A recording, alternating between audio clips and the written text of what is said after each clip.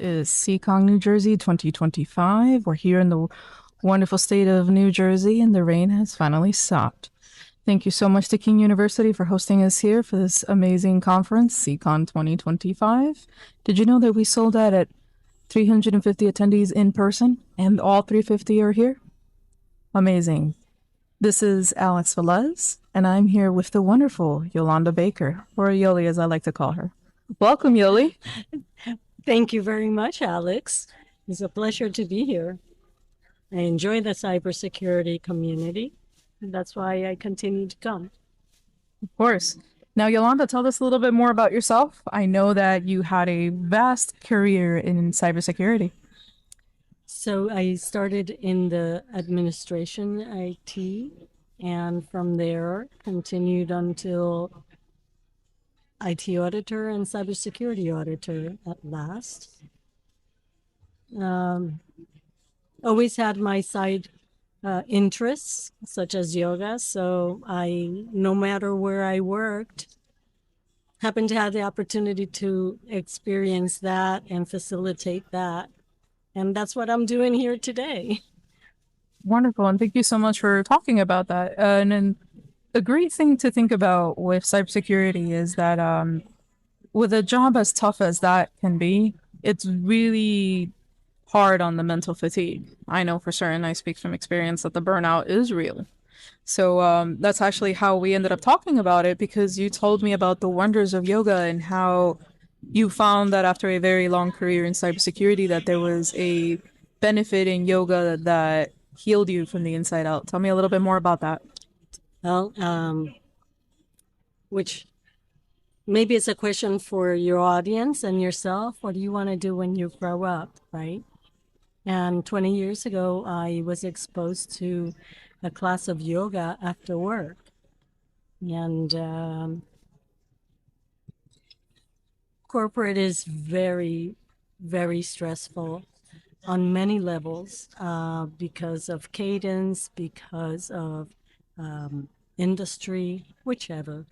And what I found was that the more I practice, the better I was. Then I got into learning all about how to become a registered yoga teacher, and from there really absorb what yoga is all about.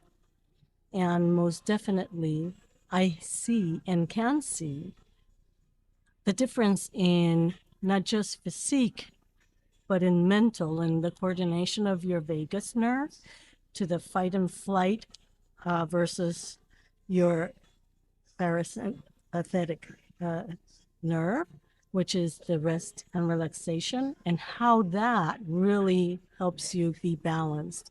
I've seen the opposite, where even today people say, oh, I have physical pains and so forth. Life is too stressful not to really take care of yourself. And because I've been in the industry and I've seen it firsthand, I'd like to be able to serve the industry, the community, women and men.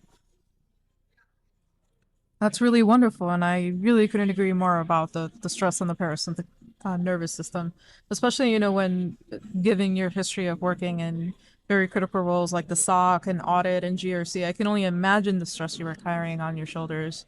I know that when I had my stint in DFIR, or incident response, my flight or flight response was always so activated to the point where I couldn't sleep for days at a time because I was just so hawked up on that, that hormone that just really gets you going, Adrenaline.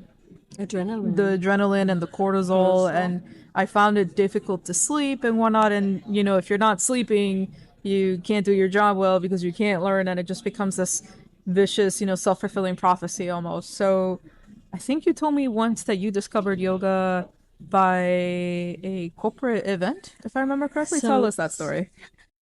So how I even learned about yoga was coming out of work a bit after the 5, 6 o'clock mark, and noticing many employees practicing yoga. And I said, oh, wow, that was a job 20 years ago about.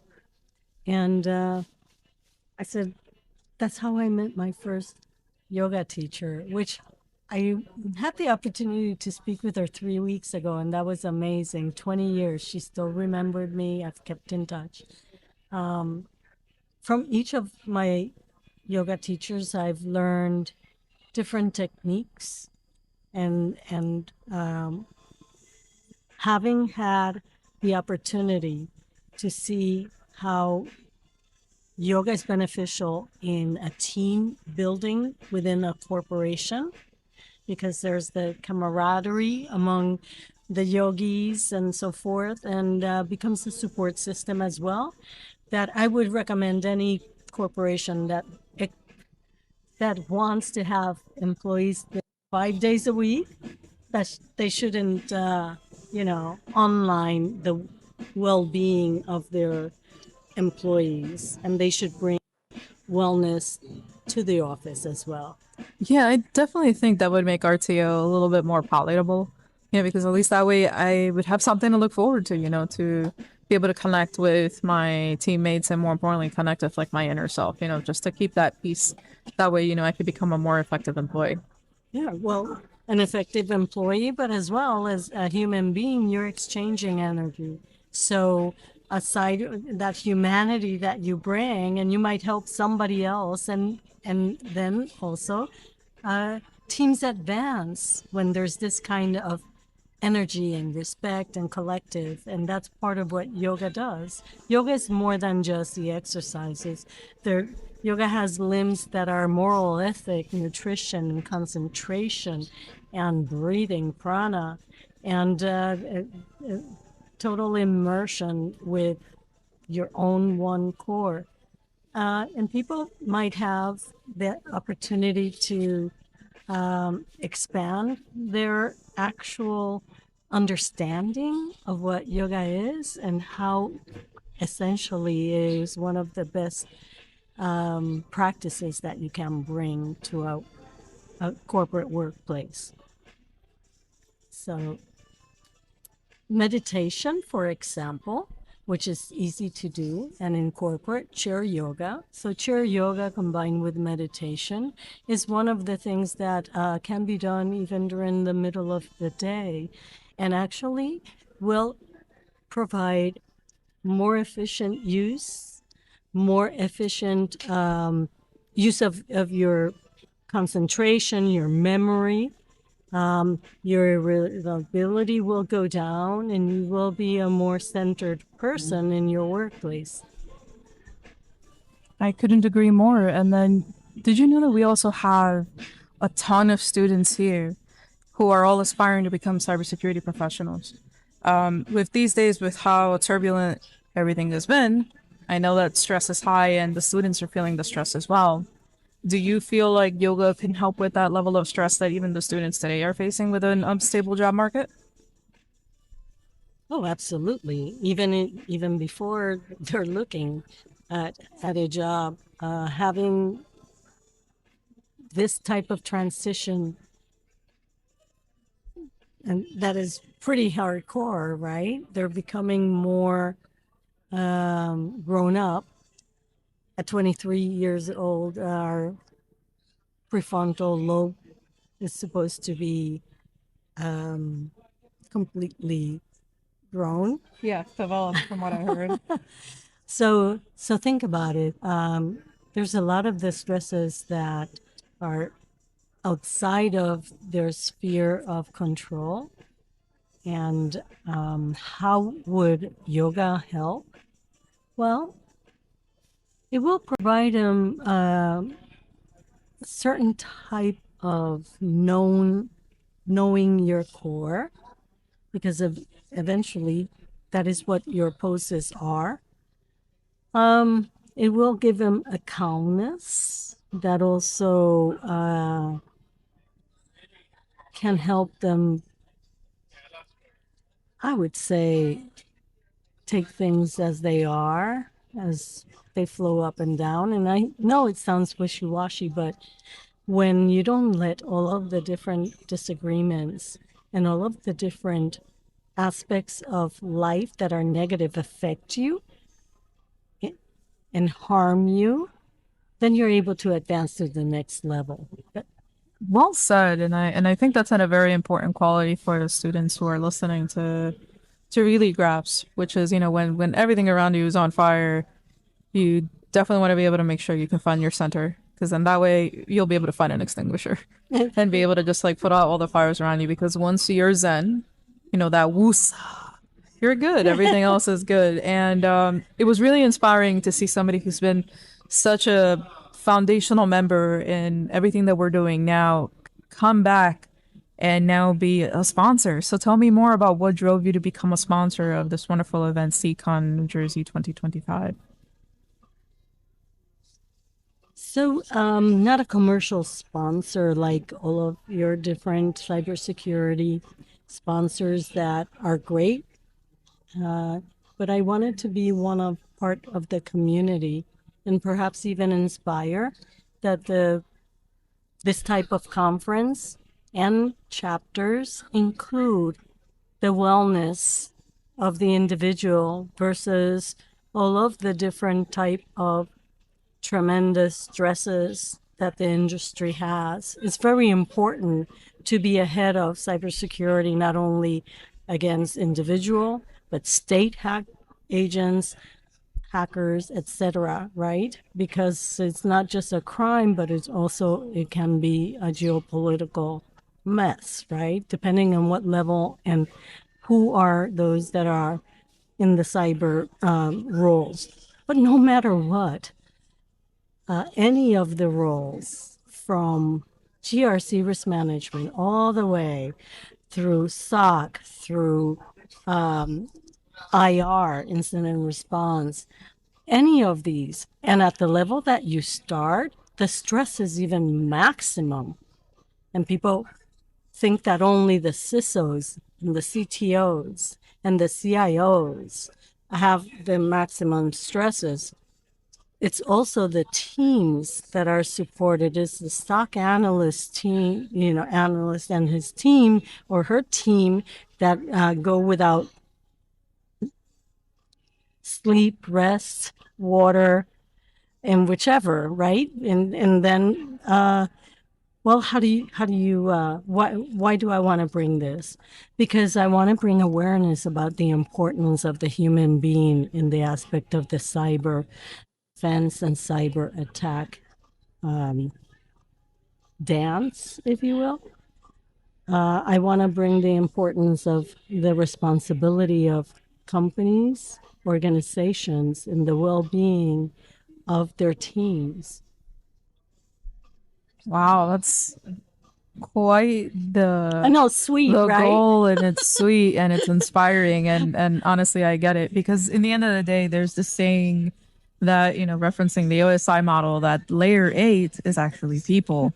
Now, there are many paths to cybersecurity, as we know. I like to usually reference the InfoSec color wheel to kind of really illustrate to students and newcomers to cybersecurity about all of the different paths and roads they can take into becoming a security professional. But it doesn't stop there. It also goes with all ways of wellness. And I know that there are multiple paths and multiple roads. I think actually, if I remember correctly, that's kind of what inspired you to call your new venture Roads. Tell me a little bit more about the venture you're on now. So, so the slogan "Many Roads to One You" relate to the understanding and the base of really what yoga is. And yoga is you were to put it in paths or layers. It goes from the morals and the ethics and the conduct and the learning, the nutrition to feed your body. So at all points, there's that one paradigm of following the correct manner of doing things. And yoga asana, or the poses, are not just about the best pose. It is about taking prana and breathing well, right? Prana, energy, managing your energy in your pose, and actually getting to feel yourself within the pose, not what you look at or look for or look like. So I wanted to bring a paused way of doing, and still where it can be energetic, or where as hatha, or where it can be as gentle yoga. But the main thing that has made me want to do this is to bring awareness about well-being and how our energy and how we affect others. Maybe a kinder place. And before I was being sarcastic, but now I do actually mean it. And something, I think that's what's so incredible about our community that we've built here, because we really do want the best for each other. And that's why, regardless of what title you hold or what position you hold or where you want to go or are currently, this community supports you. And this is why it's so important to be at conferences like this, because this is the kind of thing you don't get in a classroom or in any book. It's the interacting with people, the exchanging of energy. It's a vibe, guys. It's a vibe. It is. It is. It is. And you know what? This place has a lot of aura. So at this point, I can definitely only say, thank you so much for being not only a foundational part, because I've heard all of your stories of how you were at the interception of all of these grand ideas, and now seeing them come to life must be incredible to see it from your point of view. I can only imagine. And, thank you for everything that you've done. And, with that said, I want to say, I'd love to help you plug your next venture. Tell me a little bit more. Where can people find you? Well, I am at yogarose.com, and you can find me also on LinkedIn, Instagram, all at Yoga Rose, and also Yoli Baker. If you want to come directly to me, I think I'm the only Yoli Baker on LinkedIn, I hope. Yoli, thank you so much for being a guest, and thank you so much for continuing to support us.